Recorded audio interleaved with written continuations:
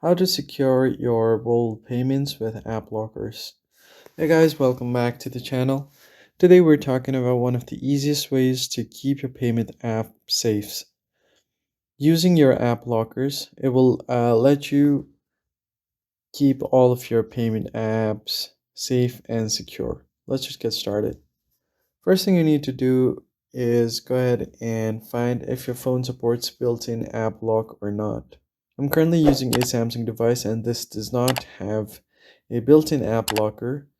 So you will also have to understand why app lock matters. So what happens is payment apps store your money, OTPs, and your transaction history. So adding an extra lock ensures that no one can open them if they get hold of your phone. If you don't have an inbuilt app locker, all you have to do is opt for third-party lockers. You can choose a strong unlock method.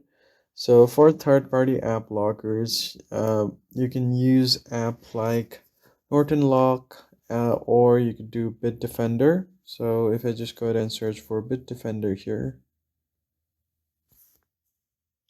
you can easily find the Bitdefender mobile security. Just go ahead and install the app and should be able to add app locks from it.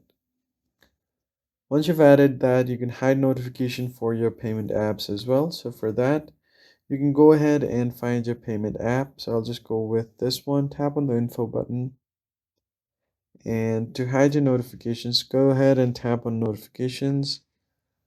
And if you want to hide content when your lock screen is locked, you can just select this option right here. You should be good to go.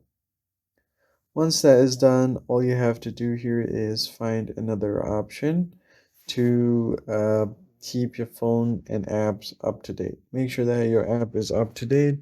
You can find the app details in store, tap on it. If you see an update button here instead of open, just go ahead and update the app to its latest version. You should be good to go. That's it for this video, guys. I hope this was helpful. Hit the like button down below and subscribe. I'll see you in the next one.